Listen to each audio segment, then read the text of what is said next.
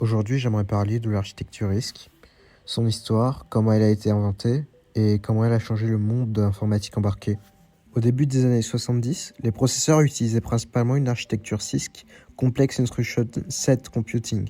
En fait, chaque processeur avait plein d'instructions spécialisées pour une tâche précise, comme l'affichage ou la gestion de sprites. Cette optique était de rapprocher le langage machine et le langage humain. Le problème était que ces instructions étaient très complexes et lentes. En plus, certains chercheurs ont constaté que seulement 20% de ces instructions étaient utilisées et que 43% d'entre elles servaient juste à déplacer des données en mémoire.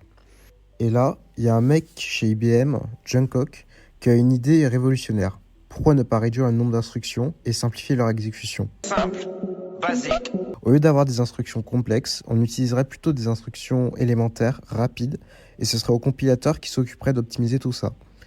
Et ainsi, on simplifierait les processeurs, ils chaufferaient moins et ils seraient plus petits. Le premier ordinateur à utiliser cette architecture, c'est l'IBM 801. C'est le précurseur de toute une lignée. À partir des années 80, deux grands projets vont faire connaître le RISC. Le projet MIPS et le projet Berkeley RISC, qui fera les tout premiers microprocesseurs à être commercialisés par Sun System en 1984. En parallèle, on voit les premiers processeurs apparaître sous architecture RISC dans le domaine de l'ordinateur personnel. Par exemple, chez HP, les PA-RISC seront utilisés dans les années 2000. Malheureusement pour le RISC, l'architecture d'Intel x86 gagne du terrain dans les années 90-2000 et vont petit à petit éclipser cette architecture pour l'ordinateur personnel. Néanmoins, le RISC est toujours utilisé dans l'embarqué et pour certains systèmes bien précis. Leurs dérivés, l'architecture ARM, PowerPC et MIPS perdurent dans les consoles et certains systèmes d'automates. On peut également citer certains microcontrôleurs comme les microcontrôleurs PIC que l'on retrouve beaucoup dans l'industrie et l'électronique embarquée dans les années 2000. À partir de là, c'est un petit peu le silence pour les architectures RISC. Puis arrivent les années 2010 avec ARM et là, on commence à révolutionner pas mal de choses.